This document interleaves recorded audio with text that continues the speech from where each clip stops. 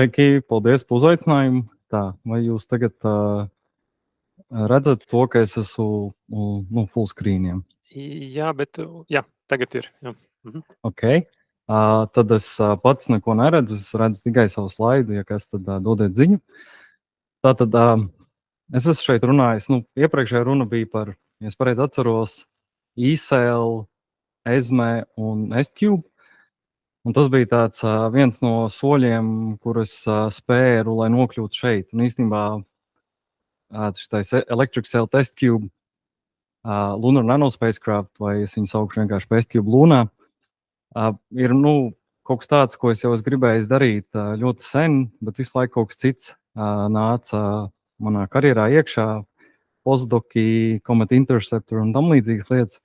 Bet tad beidzot pēdējo pusotru gadu es tiešām fokusējos uz šo, un tas viss ir bijis daļa arī no speciāla izdevuma, kas saucās Advances in CubeSat Sales and Tethers, kurš jau ir noslēdzies, un es svarīgākos rakstus no šī, no SCube Luna puses parādīšu. Ir ļoti liels konsorcijs šeit, un varbūt beigās es garlaicīgākas lietas pastāstīšu, ko kurš dara tieši. Okay. Tad mēs šeit runājam par dzinēju sistēmām, vai angliski tas saucās Propulsion Technologies. Un tā vēsture dzinēju sistēmās ir tāda, ka visas misijas, ko mēs zinām līdz šim, tās dziļā kosmosa misijas, zinātnes misijas Saules sistēmā, viņas izmantoja vai nu ķīmiskos dzinējus, vai nu elektriskos dzinējus. Un ķīmiskais dzinējs ir tāds, viņš nav ļoti efektīvs, un principā šeit mēs redzam, ka NASA Cassini kosmiskais aparāts ir uzbūvēts ap to tvertni, kurā glabājās darbviela. Elektriskā dzinēja gadījumā mūsu tvertnē, šis ir īsā Eiropas kosmosa aģentūras Rosetta misija, un tā tvertne var būt mazāka, kurā mēs ieliekam inertu gāzi, kā piemēram argonu, un tad tiek uzlādēts. Bet, lai lādētu, mums vajag saules paneļus. Un, kā jūs zināt, tā Rosetta misija bija ļoti liela, un gan budžeta ziņā, gan ilguma ziņā, gan izmēra ziņā. Un iemesls tam bija tāds, ka Eiropai nav radioizotope tehnoloģija. Un īstenībā Deep Space Energy Latvijā ar to sāk nodarboties. Bet tas ir cits stāsts. Par to citreiz mēs runāsim. Ko mēs darām ar tādām tehnoloģijām. Bet tagad, ja mēs turpinām par dzinēju sistēmām, tad ir tā saucamā gaismas bura, vai viņi vienkārši sauc par solar sail. Un tā ir arī jau īstenībā notestēta tehnoloģija. Tas, ko jūs redzat šeit, tas ir JAXA Japānas zonde Ikarus, kurai jau tieši starpplanētu telpā jau notestējusi gaismas buru. Un tad šeit mums vairs nav vajadzīgs tanks, bet mums ir vajadzīgs divdimensionāls tāds liels laukums, kurš pēc iespējas labāk atstaro gaismu, un arī tas materiāls ir pēc iespējas plānāks, lai būtu vieglāk to visu dabūt orbītā. Un tad, par ko es runāju šajā runā, un par ko es darīju, ar ko es nodarbojos pēdējos 12-13 gadus, ir elektriskā bura. Šeit jūs redzat vienu gadījumu, kurā mums ir viens pavadiens vai tether, un tas principā ir tāds viendimensionāls pasākums, un mēs varam viņu iztīt. Mēs domājam, ka mēs viņu varam iztīt ļoti garu, jo mēs esam microgravity apstākļos, un ceram, ka tā tas viss varētu strādāt. Bet šie ir tikai koncepti. Šis ir tikai koncepts pagaidām. Mēs gan aktīvi jau strādājam pie elektriskās buras testēšanas, un alternatīvs SCube nosaukums ir Electric Cell Test Cube jau no 2008. gada. Un par šo jūs esat daudz dzirdējuši. Man šeit vienkārši jāpasaka, no kurienes tas nāk, un arī jāpasaka tas, ka SCube 1 bija ļoti sekmīga misija, bet tā pašā laikā tieši elektrisko buru mums neizdevās izritināt, un ir publicēts gan blogā, gan mūsu zinātnes rakstos, kā un kāpēc. Šajā misijā es nodarbojos ar orientācijas noteikšanu kontroli, par to uzrakstīju disertāciju. Un, principā, pusgadu pirms disertācijas aizstāvēšanas Marta Normā, kurš vadīja SCube, man palūdza pārņemt gan kosmosa tehnoloģijas startu observatorijā, gan STCube programmu. Un es ar to kosmosa tehnoloģiju nodaļas vadīšanu es ātri vien nodevu, kad es devos uz Ameriku, bet STCube turpināja nākt manā dzīvē līdzi. Un STCube 2 misija bija, kas ir nodefinējusi manu karjeru pēc doktora grāda iegūšanas. Šeit ir galvenie fakti, par kuriem es arī, man liekas, jau citos iepriekšējā runā stāstījis. Un pirms satelīts tika palaists, protams, mēs bijām ļoti tādās pozitīvās domās, kas notiks, ka beidzot mēs varēsim darīt kaut ko tādu, kā mēs esam strādājuši 8 vai vairāk gadus. Kaut kas tāds, kas uz STCube 1 neizdevās. Un šī bija preses relīze, ko es uzrakstīju, un bija tie, kas pārpublicēja tieši manu virsrakstu. Un tad pēc palaišanas kaut kas tur nebija kārtībā. Jūs jau droši vien arī sekojat līdzi, kas notiek. Un šīs ziņas no oktobra tad arī ir tas, ko mēs oficiāli varam pateikt. Ka satelīts īstenībā nenokļuva orbītā, palika uz raķetes un visdrīzāk ir sadedzis kopā ar raķeti. Oficiāla izmeklēšanas rezultāti vēl nav, diemžēl, beigušies. Un, šī ir komanda, STCube 2 komanda, vai daļa no tās komandas, kuri strādāja pie misijas. Un tajā laikā, kad šis attēls tika uzņemts, tas bija bail samalot, bet tajā laikā visi bija aizņemti ar STCube 2. Un es šeit domāju, kā uzsākt to STCube Luna projektu, un kas nav nemaz tik vienkārši.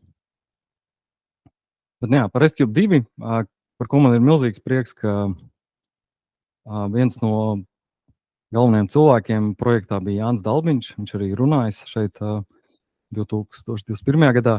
Un viņš bija sistēma inženieris ļoti daudzus gadus, un tieši pateicoties Jānim un daudziem citiem, kas ir līdzautori šim rakstam, es varēju doties uz Ameriku un pēc tam uz Somiju pēcdoktorantūrās un bišķīt aizmirst par STCube. Un, ko jūs redzat kreisajā pusē, to, ka tā ir daļa no tā speciāla izdevuma, ko es minēju, kuru mēs ar Pekka Jankunenu rediģējām. Okay, tik daudz par STCube 2. Te mūsu galvenais tā derīgā krava, kāda tā izskatās. Un arī mēs neko tālāk baigi neesam attīstījuši, jo STCube Luna ir koncepts, kuram vēl dzelži netiek taisīti.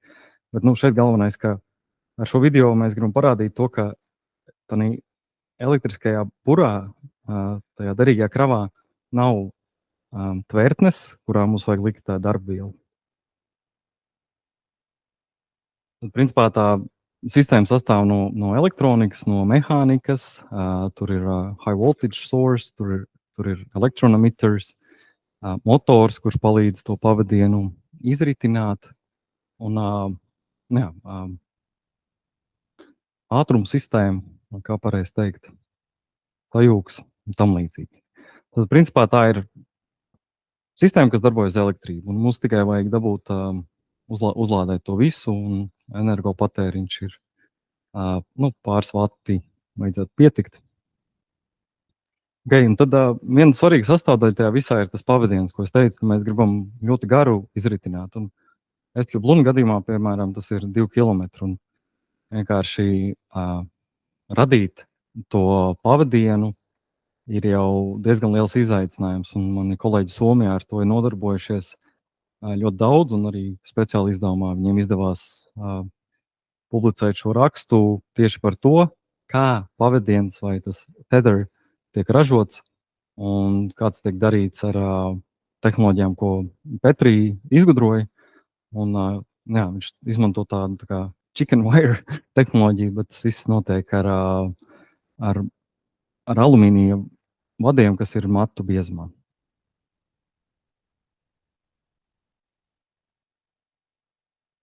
Okay. Es iepriekš minēju, ka tajā laikā, kad mēs bijām šeit, tad visi STCube 2 komandā bija ļoti, ļoti aizņemti.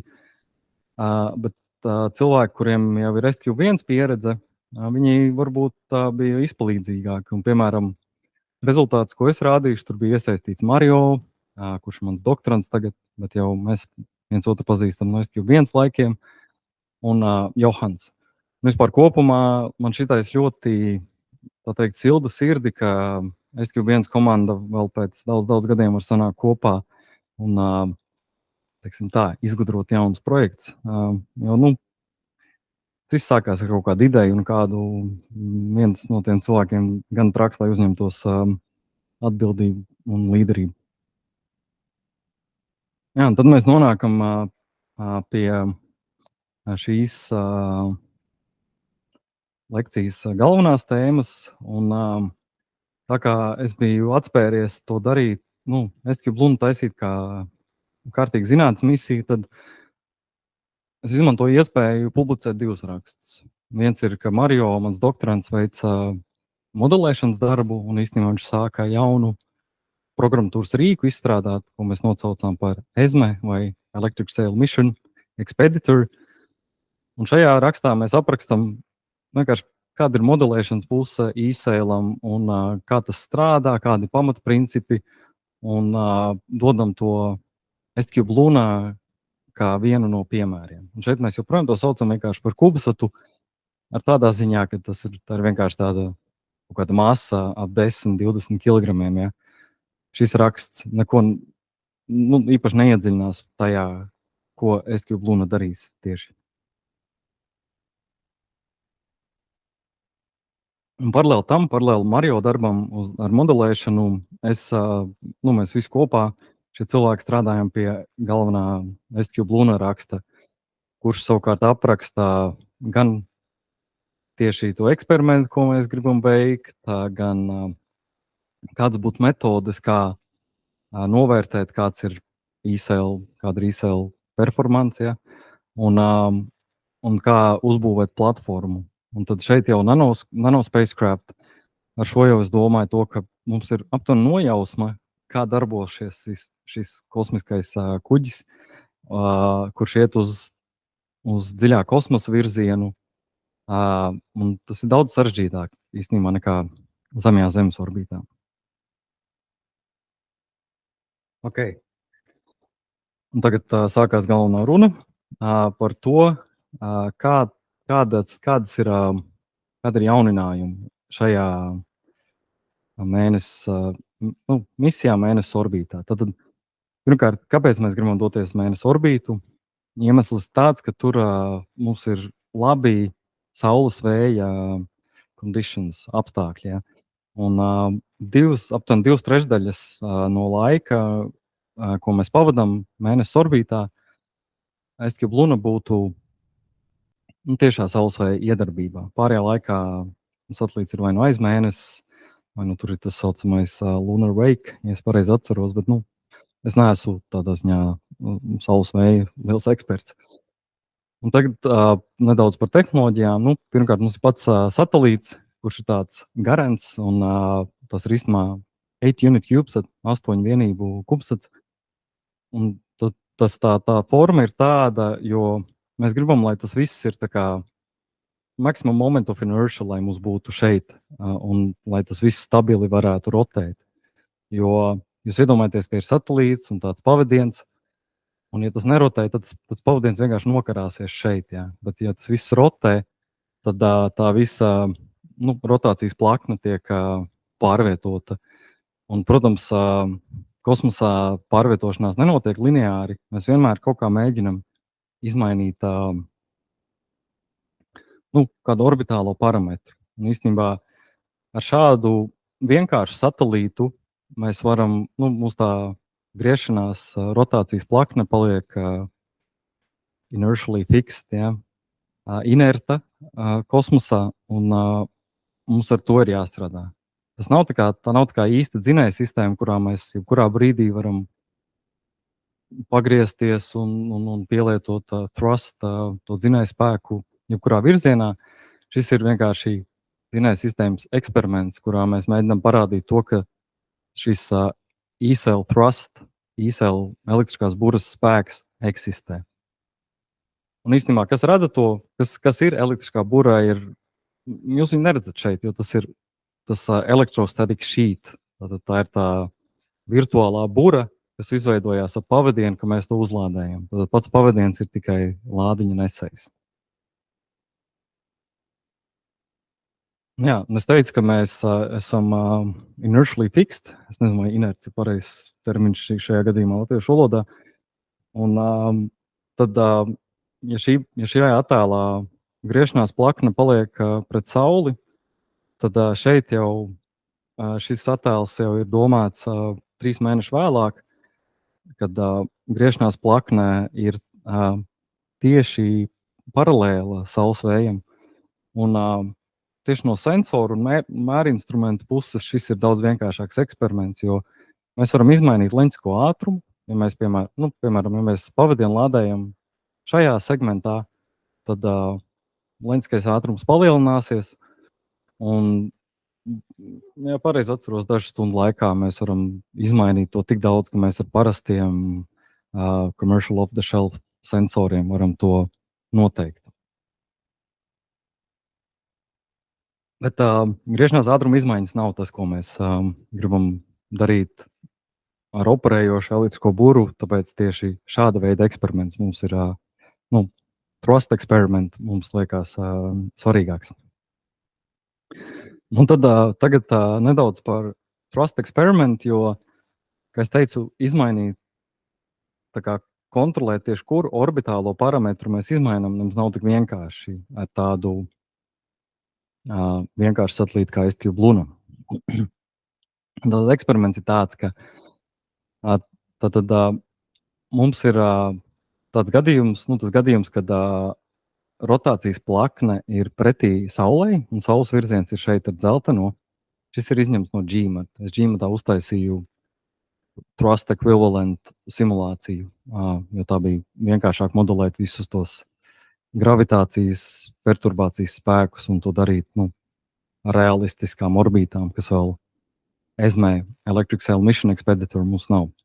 Bet, jā, tad mēs šī gadījumā lādējam to pavadienu, tā kā esam šajā orbītas daļā, bet mēs nelādējam tā, ka mēs esam aiz mēnesi. Tas šeit netiek attēlots tā pareizi, bet mēs lādējam šajā orbītas daļā, tad, kad esam Saules vējā, un tādā veidā mēs varam samazināt orbitālo augstumu un samazināt orbitālo periodu orbitālo periodu. Nezinu, vai pareizi to saku. Un tad sākumā es neko nedaru, un man ir 2 satelīti, kas iet tā kā paralēli. Sākumā viņi iet pilnīgi kopā, jo es viņus nolieku pilnīgi vienā vietā, un uz viņiem iedarbojas tieši tie paši spēki. Un tad, kad es sāku šī orbītas daļā lādēt to pavadienu, tad tas viens no maniem virtuālajiem GMAT satelītiem sāka deorbitēties. Tā orbitālais augstums samazinās. Tā nav tāda zemās zemes orbītas deorbitācija. Un šeit ir tā izmaiņa ir daždienu laikā 100 sekundes, kas ir aptuveni 14 km.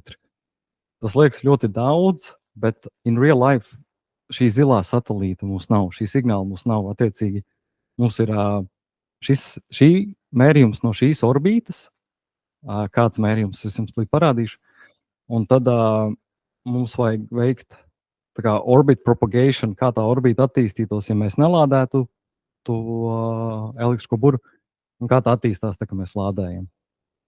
Un, jā, tad bez precise orbit determination un precise orbit propagation šis nebūtu iespējams. Okay, tad, ko vēl mēs varam darīt? Mēs varam novērot to pavadienu, tā kā no satelīta tāds ideālistisks skats ir, varētu šitā izskatīties, un tad mums ir kameras no Crystal Space uzņēmuma Igaunijā, kas varētu kaut kādus attēlus uzņemt.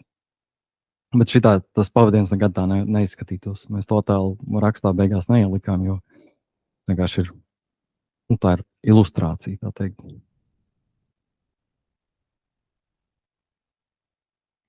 Okay.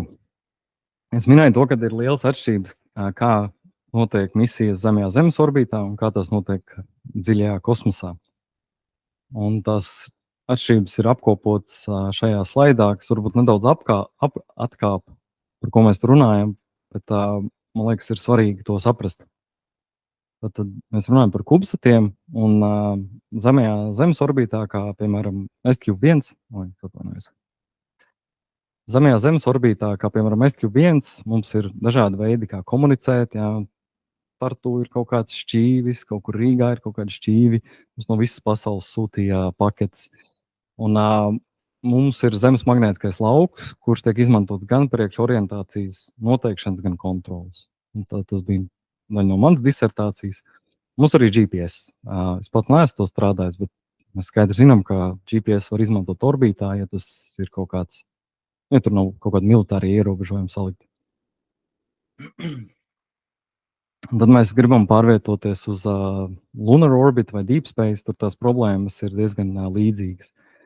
Un tad mēs domājam par tādu kosmosa kuģi kā Rosetta. Tad to operē Eiropas kosmosa aģentūra. Viņiem ir Deep Space Network.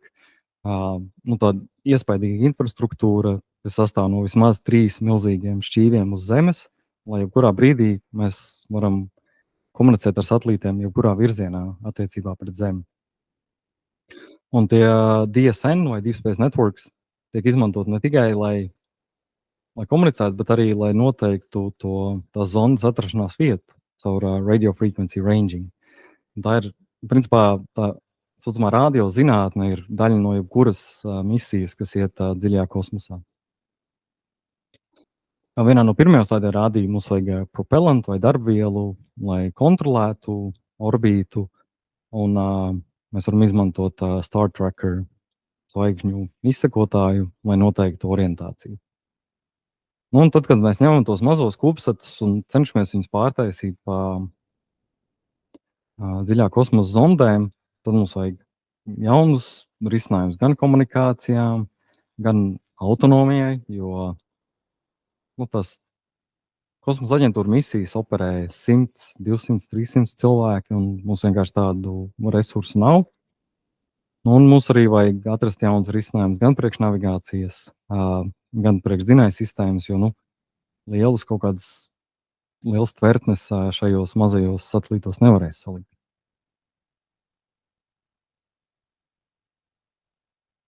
Tad atgriežoties atpakaļ pie SQ Luna koncepta, šajā slaidā ir mēs centāmies apkopot tos jauninājumus, ko mēs ieliekam SQ Luna, lai mēs varētu nodrošināt nanospacecraft, nanokosmosa kuģu operācijas Mēness orbītā. Viens no maniem pirmajiem soļiem bija to laiku, es pie šī sāku strādāt, Ventspils augstskola ievēlēja Andru Vaivadu kā rektoru, un es sazinājos viņu un teicu, ka man vajag atjaunot partnerību ar Ventspils augstskolu, lai varētu izmantot šķīves radioteleskopus priekš komunikācijām, kurus viņi, tas ir aktīvs darbs, ko Irbenē viņi paši grib veikt, lai tiem šķīviem ir vairāk pielietojumu. Un arī tas tika izmantots priekš liela apjoma datu pārraides. Un šeit es nedomāju neko milzīgas attēlus, bet vienkārši science data. Un tad priekš telekomandu un komandu sūtīšanas un satelīta kosmosa kuģa statusā iegūšanas mēs varam izmantot vienkāršākas antenas. Un tad mēs bijām plānojuši 3-metrīgu antenu, bet beigās Jānis Dalbiņš izraidināja, ka 3-metrīga antena nedara, ka vajag to Jagī antenu izmantot. Okay, tas par komunikācijām, un tad par navigāciju. Mums ir kameras, tātad 5 navigācijas kameras. Katrā no šīm QNACAN, viņas saucās, šīm struktūrām mums ir pa 2 kamerām, un tad apakšā vēl viena. Katrā kamerā ir 120 grādu leņķis, field of view, un ar to mēs ceram, ar to mēs varam nosegt lielāko daļu no savas apkārtējās telpas, ja? Es nemāku pareizi izteikties. Un tā doma ir tāda, ka jebkurā brīdī gan Zemē, gan Mēnesis, gan Saule, ja tie neaizsadz viens otru, mēs viņus varētu redzēt. Ja? Un zinot, kur tie objekti ir, mēs varam uzņemt attēlus, ja? Un tad izrēķināt ar triangulācijas palīdzību un orbital fitting mēs varam novietot to satelītu orbītā. Un, jā, mums ir pirmie kaut kādi rezultāti, ka tas ir iespējams, bet konkrēti algoritmu izstrādājis īstenībā meklē šobrīd students. Okay, par katru no šīm tēmām es parunāšu arī sīkāk, un šeit mēs redzam Latvijas lielāko ieguldījumu šajā visā pasākumā. Un tas ir tieši ar Irbens radioteleskopiem. Tātad 16-metrīgais šķīvis mums der. Pirmkārt, abi divi, es ceru, ka es to varu teikt šeit, abi divi tiek taisīti par two-way communications. Ja. Mēs varēsim gan sūtīt datus, gan saņemt. Mums derētu 16-metrīgais, bet, protams, ja būtu pieejams, tad 3,2-metrīgais arī derētu. Šie būs pieejami tikai kaut kādos laika brīžos, jo viņiem ir Ventspilī daudz citi kontrakti, līgumi, un gal galā tos radioteleskopus izmanto priekš zinātniskiem novērojumiem arī. Tad uz satelīta priekš high speed communications mēs esam pagaidām ielikuši šitādas endurosat antenas, un tās izskatās diezgan labas. Priekš low speed communications mums ir doma, ka šeit tās apakšā varētu būt tādas tā saucamās turnstile antenas. Šeit ir bilde no ISI Space, ko mēs īsti nevaram izmantot, jo viņš tur nav vietas tam visam, bet tā principi ļoti līdzīgi. Un gal galā, kā to visu salikt kopā, ir diezgan liels izaicinājums, jo šajā galā mums ir tās kameras, tad mums ir arī attitude thrusters, par ko es runāšu tūlīt. Mums ir Langmuir probe kontrols elektronika, kas ir šeit. Langmuir probe nāk no KTH, Nikolai Ivčenko. Un arī tām visām kamerām vai kaut kādas FPJ, ar to es sadarbojos ar Bitlake Technologies Latvijā. Un citas gan iekārtas, gan vadus salikt. Tad mums ir avionics, tā ir daļa, kas ir Tartu ekspertīzē, un ļoti daudz, bet kaut ko noteikti no SQ2 var izmantot, bet mums viss ir jāpārdomā. Un tad nāk komunikācijas sistēma, ko vajag speciāli radīt priekš šī mērķa. Eiropai nav tādas deep space komunikācijas sistēmas priekš kubsatiem, kā ir JPL, piemēram. Un tur tieši uz šito komunikācijas sistēmu Dalbiņš ir labākais eksperts, un arī viņš savu disertāciju par to raksta šobrīd. Tad mums reaction wheels, baterijas, un tad visas tās smagās lietas ir šī galā, jo tas ir izdevīgi priekš īsēli. Tā ir īsēli pavadienam, tāds motors un reel, aizmirst, kā saucās. Un kontrols kaut kādu mehānismu, un te ir vēl pāris kameras arī mums šajā galā. Okay, tagad pie kontrols. Es teicu, ka spin plane is inertially fixed. Un tas ir viens ir to pateikt, bet otrs bija nokļūt līdz tam. Un mums bija visādi varianti, un bija diezgan sāpīgi kaut kādā brīdī saprast to, ka mēs esam bišķi aizšāvuši greizi, un viss ir jāpārdomā, satelīta struktūra mainījās. Tad gal galā mēs nokļūstam pie šī, ka mēs operējam tādā vecmodīgā veidā, spin stabilized mode, spin stabilized attitude mode.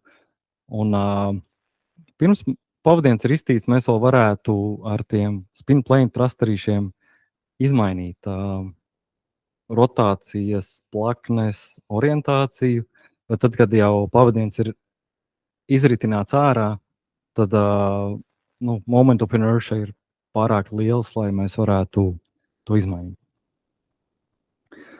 Un tad mēs nonākam varbūt pie visinteresantākajām inovācijām, un varbūt tās ir visinteresantākās inovācijas, jo tas ir tieši saistīts ar manu senatnējo pētniecības tēmu.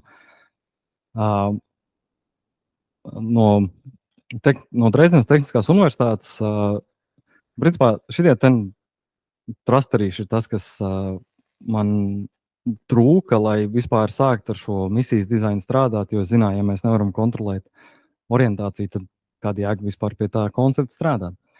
Un tad mans partneris no Dresdenes pirms pusotra gada parāda savā prezentācijā, ka viņam ir šī tāda maza jau izstrādāta un jau notestēta orbītā.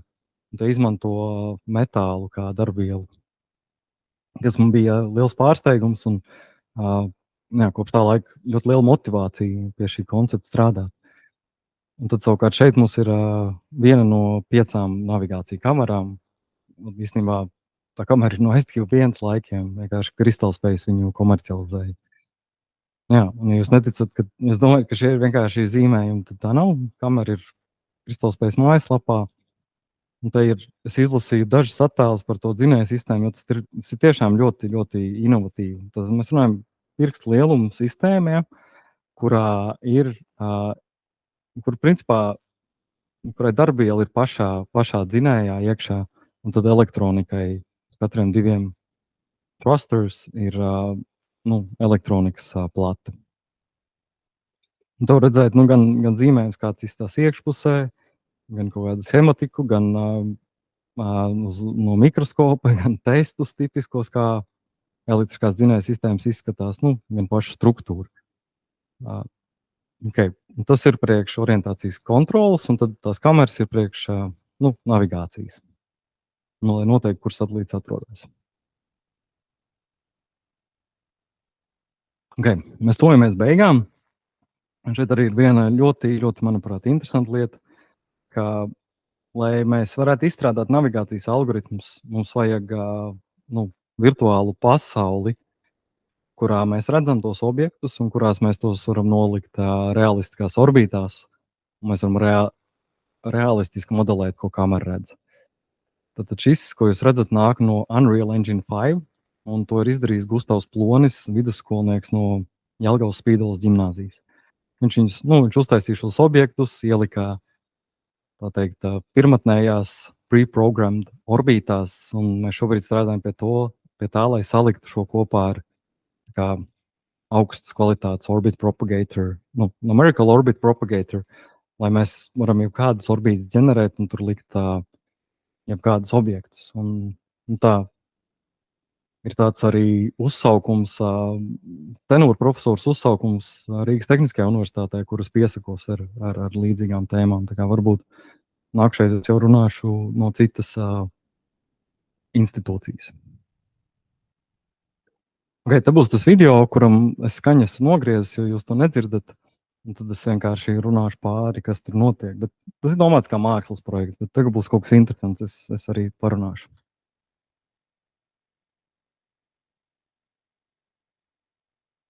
No mākslinieckās puses mēs gribam parādīt to, ka mēs esam šeit uz Zemes, un mums apkārt ir daba, un mums arī ir iespējas palaist kaut ko orbītā, kas ir, ja tā padomā, diezgan maģiski. Tikai nesen tas ir ienācis cilvēces vēsturē. Un tad, protams, ceļš uz Mēnesis orbīti ir tāls un garš un ved pāri dažādiem kontinentiem un arī dažādiem cilvēku atstātiem artefaktiem, tā teikt, kur šeit jau ir tūkstošiem gadu.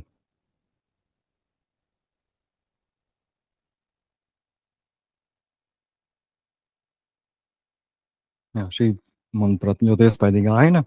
Tur visam fonā iet mūzika, ko taisīs Rihards Aniņš, ir kā producents, un Reins Jaunais ir iespēlējis ģitāru. Okay, te sākās jau operācijas, par kurām es esmu daudz strādājis. Tad mums vajag nostabilizēt satelītu, nolikt to griešanās plakni pareizajā orientācijā. Un, tad, kad mēs iegriežam satelītu, tad mums ir centrabeidzes spēks, lai izritinātu pavadienu. Šeit ir tas tāds mākslinieckais attainojums, kāds pavadiens tiek izritināts.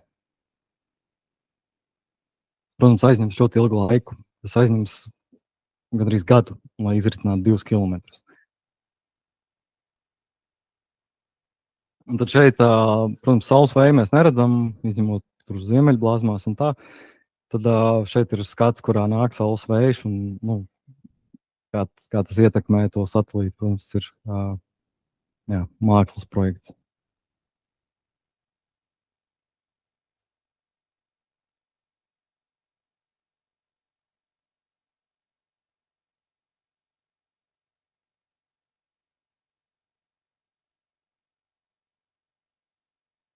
Un visbeidzot, es arī gribu varbūt padalīties. Jūs arī taisat dažādus materiālus un piesaistat gan skolēnus, gan citus entuziastus. Tad šis video, kurā mans doktorants Mario, kurš ir gan māca īsēlu modelēt, gan ir 3D, gan inženieris, gan mākslinieks, viņš uztaisīja visu 3D.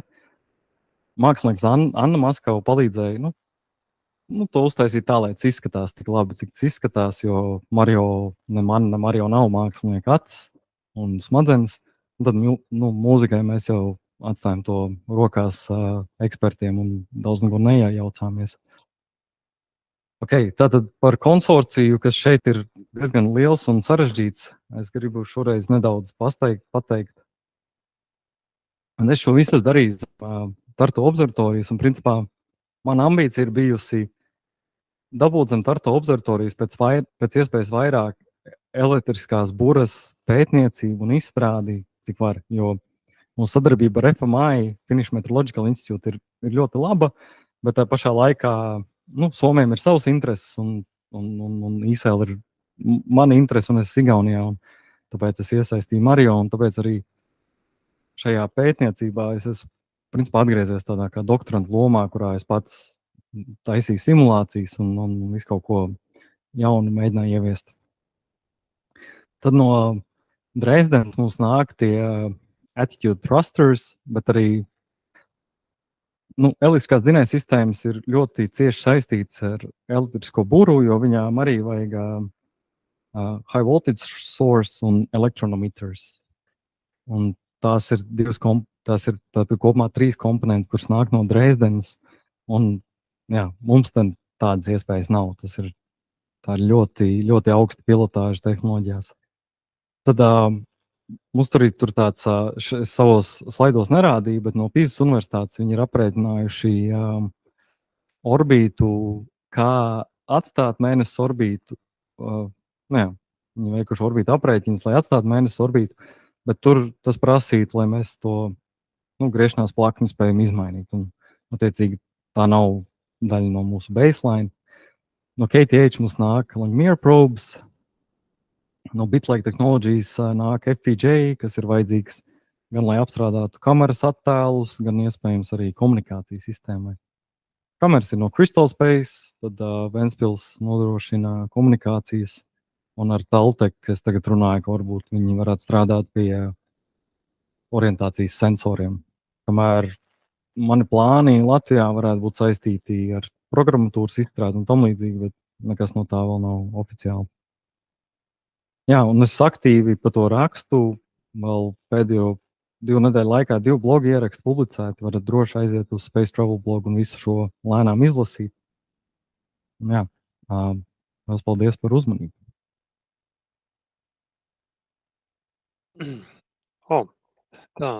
Paldies, Andri. Es ceru, ka būs arī diezgan daudz jautājumu, jo tēma ir samērā interesanta.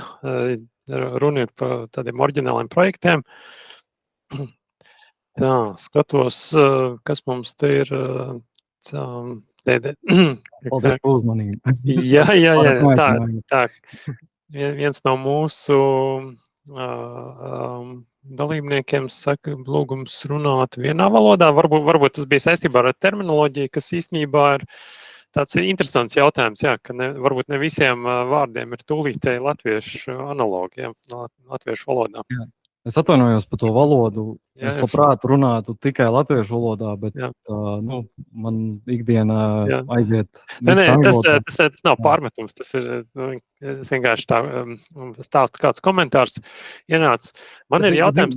Man arī bail no tiem false friends. Vai inertial un inerts ir viens un tas pats no fizikas viedokļa? Es nemaz nezinu. Es neatceros fiziku. Tāds jēdziens inerciālā sistēma, jā, bet tur ir jautājums, jā, vai inercija un inerciāls, kur ir tā robeža. Bet es domāju, viss ir labi saprotams. Jā. Klausies, man ir jautājums tāpēc būtības tieši par to projektu. Ja es pareizi saprotu, tāda būra nav kā fizisks plāns, mikronu biezs audums, bet faktiski tā kā rotējoša trose, kas tā kā griežas par riņķi un viņi veido tādu kā virtuālu buru. Ja? Tas vienkārši tā psiholoģiski liekas, kā tāds diedziņš var būt bura. Vai es pareizi saprotu, ka to jūs saucat par buru?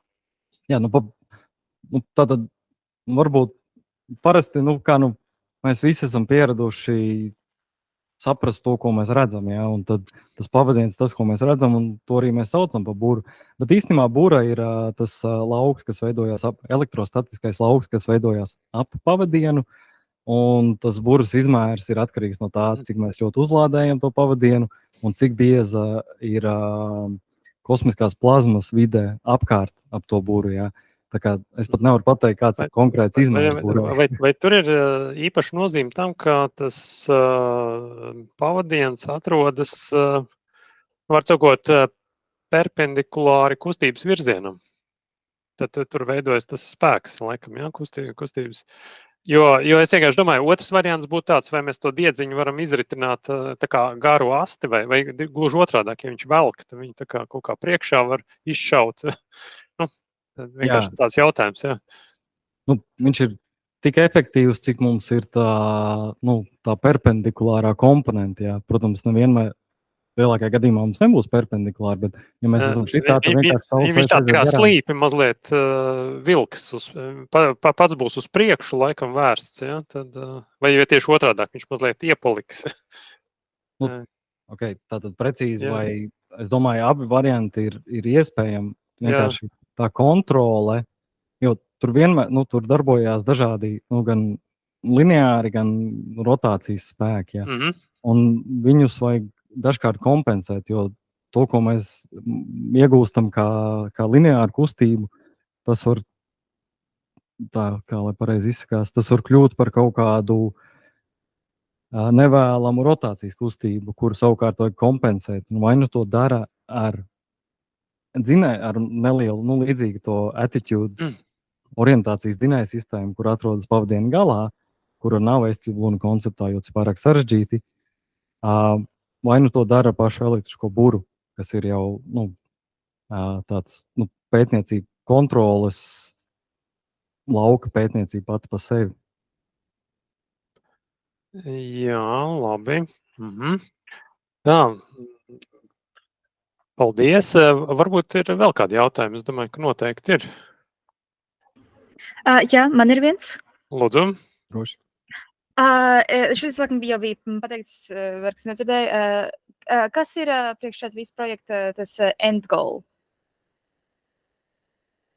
Mūsu galvenais mērķis ir nodemonstrēt jaunu dzinēju sistēmu un tādā veidā pie chemical propulsion, electric propulsion, light sail pielikt klāt e-sail. Paldies! Labi, paldies! Jā, Andi, tad paldies par lekciju, ļoti interesanti. Vai tavuprāt, ņemot vērā to, ka kosmiskās tehnoloģijas ir devušas lielu attīstību arī zemes tehnoloģijām un to, ko mēs izmantojam ikdienā, zinām, ka daudzas lietas nāk no kosmosa tehnoloģijām, vai ir iespējams arī, ka šis e-sail koncepts kaut kad nākotnē varētu kaut kā transformēties elektrohibrīdu un ūdeņraža automašīnu tehnoloģijās? Mēs par to esam daudz domājuši, bet godīgi atbilde ir nē. Un, man liekas, dzinēja sistēmas ir tā joma, kur ir tik specifisks kosmosam, ka tur, ja mēs varam runāt par tiem, tā kā pārizmantošanu, tehnoloģiju pārnes, tad varbūt kaut kādas komponentes, par kurām es tik labi vienkārši nepārzinu. Bet mēs runājam par tehnoloģiju, kur strādā kosmiskās plazmas vidē, un šādu vidi mēs nemaz laboratorijā nespējam radīt uz Zemes, jo mums ir pārāk daudz atmosfēras. Un tad, pat ja mēs varam dabūt to vakuumu, tad mums tur ir jādabūna kaut kā to plazmu iekšā. Ja? Tā kā plazma uz Zemes ir tāda pavisam citādāka lieta kā kosmosā. Tā būtu īsa atbilde. Jā, paldies. Vēl kādi jautājumi? Varbūt.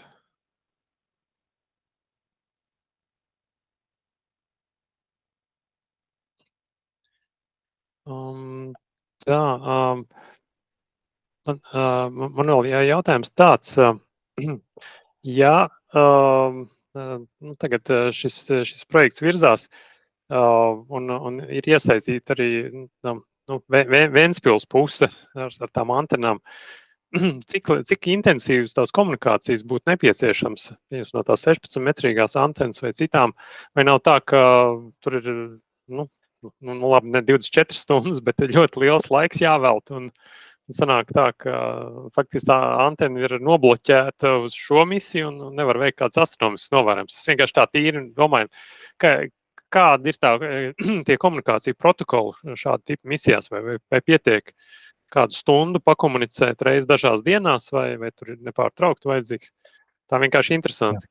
Jā, šitais ir ļoti labs jautājums, un īstenībā tas ir iemesls, kāpēc tur ir sekundārā komunikācijas sistēma, kura, sakam, nepieminēja, ka tās turnstile antenas, nav nejausmas, kā tas saucās, ka viņas ir darbotos visos virzienos, kamēr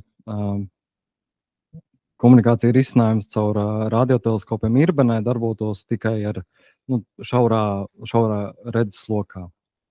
Un tad galvenais, kad mēs gribam, lai šķīvi ir pieejami, ir tad, kad mēs veicam orbītu izmaiņas, un mums būtu jāveic RF ranging, arī nezinu, kā latviešu tā, mums būtu jāveic RF ranging pirms mēs veicam eksperimentu, cerams arī eksperimentu laikā un pēc eksperimentu, jo tie būtu mūsu galvenie dati. Tad tieši kad no satelīta dabūt datus uz Zemi, tur jau mēs būtu daudz fleksiblāki. Okay. Un tad tas eksperiments, kurā mēs cenšamies izmainīt orbitālo augstumu, viņš ilgst. Man šī brīža aprēķins, ka viņš ilgst 3 dienas, un tad to 3 dienu laikā es domāju, ka tās būtu 3 dienas, mēs gribētu, lai visu laiku mums ir pieejama komunikācijas. Tā būtu tāda intensīva sesija. Tas ir 3 dienas nepārtraukta komunikācija, un tad ar to tas eksperiments vai tad beidzas, vai vienkārši tad ir atkal kaut kāda mierīgā fāze? Es jau parādīju, pirmkārt jau 2 eksperimentus. Jā. Ja mēs spētu nomērīt orbitālu augstumu izmaiņu 14 km, es domāju, tad varbūt mums nevajadzētu neko daudz vairs. To pat kāds cits varētu nomērīt, ja iespējams. Bet, mani aprēķini varbūt kaut kas tur, uz viņa nepareizi, bet vienkārši es kaut ko neesmu ņēmis vērā, vai arī mūsu tā elektriskās buras veiktspēja nebūs gan tāda, kā mēs gribam, vai pavadiens nebūs tik garš, vai mums nebūs gan daudz enerģijas, vai arī mūsu tas, kāda komponenta nebūs tik spējīga, kā mēs esam šobrīd konceptuāli to pieņēmuši. Labi, jā, paldies. Tā, vēl kādi jautājumi? Andri, paldies par lekciju, ļoti informatīvi. Jautājums tāds, kā jūs gribat dabūt to pareizo trajektoriju apkārt tam mēnesim? Okay, tas ir ļoti labs jautājums. Principā, nokļūt mēnesis orbītā nav vienkārši. Uz ko es šobrīd skatos, kā visdrīzāko, visiespējamāko variantu ir tas, ka Ariane 6 raķete, principā jau viņi tiek piedāvāti priekš kaut kādām mēnesis misijām. Tas saucās In-Orbit Demonstration, In-Orbit Validation programma no Eiropas komisijas. SQ2 arī ar to programmu tika palaists, bet tā nav Eiropas komisijas vaina, ka tur kaut kas tehniski notika. Es ar to pašu programmu arī jau runāju ar Eiropas komisiju, ka mēs varētu pieteikt SQ Luna, un viņi teica, jā, izklausās interesanti. Un mans novērojums izskatās, ka pateicoties SpaceX satelīta palaišana ir kļūsi pa brīvu Eiropā.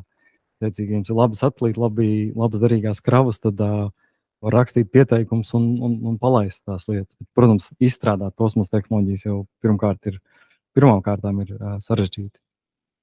Viena lieta, ko es nepieminēju, šis nav lēts pasākums, un es negrasos šo misiju uzsākt kā SQ2, vienkārši, ka mums obligāti vajag to izdarīt. Mans plāns ir rakstīt ERC Synergy pieteikumu, kurā ir 4 līderi, kas būtu Pekka Janhunen, Martin Taimar, Nikola Ivčenko un es. Tad mēs no dažādām institūcijām dažādas satelīta komponentes nosaka. Un viss tās ir, tā teikt, jaunas tehnoloģijas. Jā, paldies. Tā, paldies. Veiksmi jums. Paldies! Tā, paldies. Es, ka uzaicināju. Jā, Jā, man jāskrien uz labi. vakariņām. Tā. Jā, labi, tā.